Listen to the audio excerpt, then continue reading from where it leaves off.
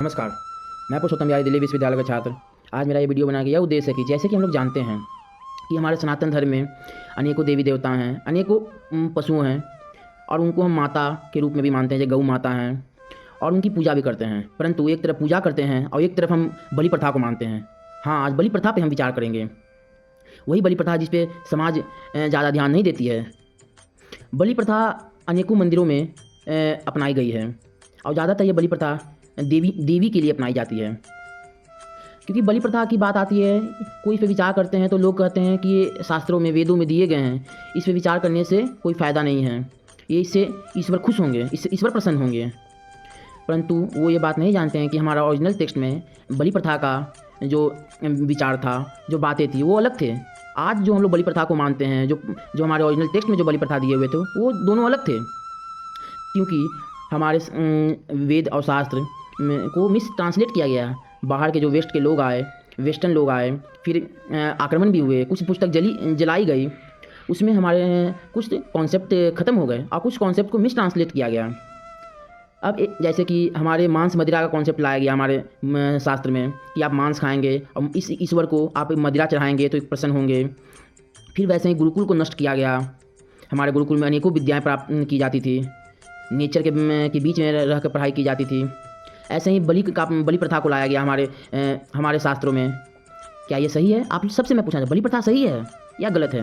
क्योंकि एक तरफ हम लोग मानते हैं कि अहिंसा परमो धर्म, सब लोग मानते हैं ये बात, और एक तरफ हम लोग बलि प्रथा को भी मानते हैं। तो आप लोग ये बताएं कि क्या बलि प्रथा सही है? ये खुद आप लोग विचार करें इस पर। इसीलिए मैं रिपीट कर रहा हूँ बार बार एक प्रश्न को। अब जैसे कि बलि शब्द का अर्थ मैं बताना शुरू करता हूँ कि बलि शब्द है क्या। बलि जो शब्द है हमारे शास्त्रों में, हमारे वेदों में, वो अच्छा बताया गया, मीन्स शुद्ध बताया गया है। क्योंकि भगवान कृष्ण का भी नाम एक बलि था। बलि का अर्थ होता है बल। हनुमान जी, पवन पुत्र, का भी नाम बलि था, बजरंग बली। भगवान कृष्ण के बड़े भाई बलराम जी का भी नाम बलि था। एक राजा बलि जो आप लोग जानते भी हैं, उनका नाम भी बलि था। तो हम लोग ये नहीं कर सकते बलि शब्द ही अशुद्ध है, हम लोग उसका प्रयोग अशुद्ध जगह करते हैं।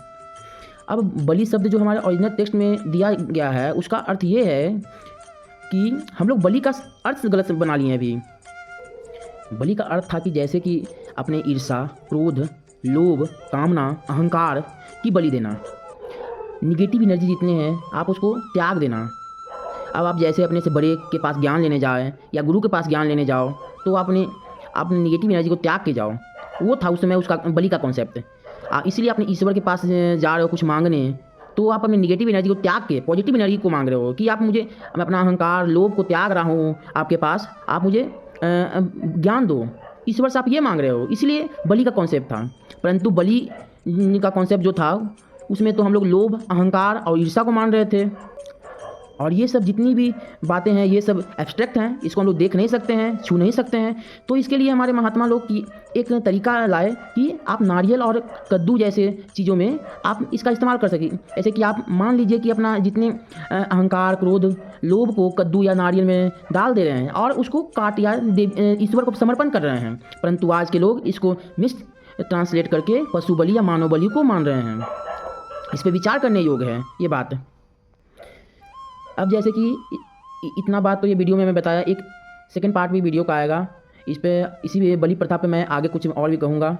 धन्यवाद सभी को।